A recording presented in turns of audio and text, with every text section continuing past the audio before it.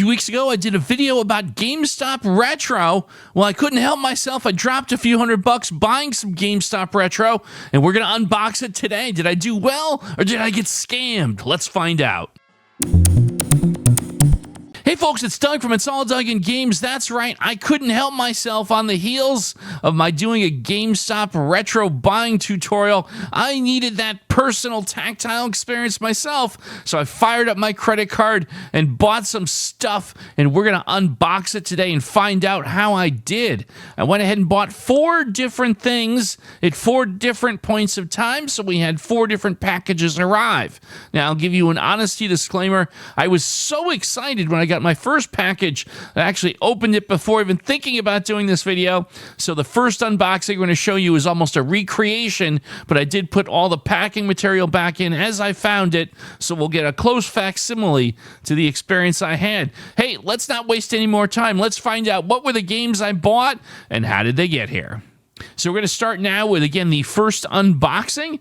This, again, is a box that I had previously opened, but I put it back as close as I could to show you exactly what the material I had. In fact, I purchased a copy of... That's right, Battletoads and Double Dragon for the NES. A difficult game to find on a good day, and somehow, for some reason, it was actually on the GameStop site. So I got my greedy little fingers and clicked buy it now. As you can see, there's some sort of sticker residue on the front label, but it's not too bad. It'll probably come off. The back of the cartridge is not too bad. The label looks good. By all appearances, it appears to be authentic. I don't see anything that gives me pause. But because it's a more expensive game than usual, we're going to go ahead and open this bad boy up just to be sure. So let's go ahead and do that right now. And here we go. We've opened it up. So far, it's looking pretty good. I got to be honest with you.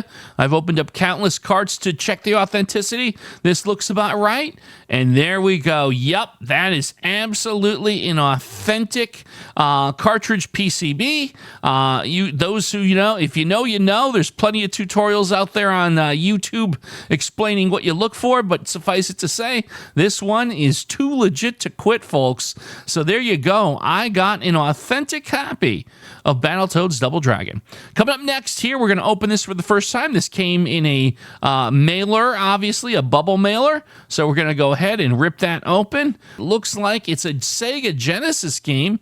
That's right. I purchased a Genesis game. You can already see it is, in fact, going to be the classic sports title, Mutant League Hockey. That's right, Sega Genesis Mutant League Hockey looks to be very clean. Everything looks legit on here. There's no reason to believe that there's anything, authentic about this. So I would say we're 2 for 2 here. Coming up next, here's our third of 4 unboxings. This, again, it came in a nice little box here. Yeah, let's just get that blade out there. Boom. Perhaps in the outtakes we'll show you when we missed with that, and I went to the emergency room. But neither here nor there. Some nice little bubble packing here, and then we've got a cartridge. This is going to be an N64 game, and there it is, Super Smash Bros. 64. I picked this because you see a lot of counterfeits of this game, but I got to be honest with you, just looking at the surface, this does appear to be a legitimate game, but, being Captain Safety as I am, we're going to open it up and just double check. So we're going to go ahead and do that. There's our shield. And that looks absolutely perfect to me. Let's get up a close shot of that. Yep, that is, in fact, an authentic N64 Super Smash cart. So I think we are in good shape with this. 3 for 4 so far. Now this is an interesting enigma. What we're actually looking to purchase here is a copy of Pac-Man for the NES. And I'm actually kind of pausing our unboxing for a moment to give you a little side trip. A lot of people may not know this. There were actually multiple different prints of the game Pac-Man for the NES. I'm going to get you through a little rundown here. So Tengen had not one but two different versions of Pac-Man that they released for the NES. The first was a quote-unquote unlicensed. That was with the classic Tengen black-colored cart shells. After the whole kerfuffle with Tetris and stuff, they kind of got good with Nintendo and actually have a Tengen Pac-Man that is actually licensed by Nintendo. So that's variant 2. What we're looking for here in what was advertised on GameStop's site was the Namco licensed version of Pac-Man for the NES. So Namco Pac-Man. Why is that meaningful? Well, that is the least prolific of the three prints of Pac-Man and is worth considerably more. So as advertised on GameStop, you're seeing the picture of a Namco Pac-Man, which is typically, if I recall correctly, about a $30 or $40 game, whereas the Tengen Pac-Man games are more like a $10, maybe $15 on a very good day game. So let's find out what we actually get here. Very exciting, opening up the cartridge, and we have, well, it's a gray cartridge, so we know it's not the black Tengen Pac-Man, so it's a 50-50 if we're going to get what we want. Let's turn it over. Womp womp. We got the Tengen gray Pac-Man. We did not get the Namco Pac-Man as advertised.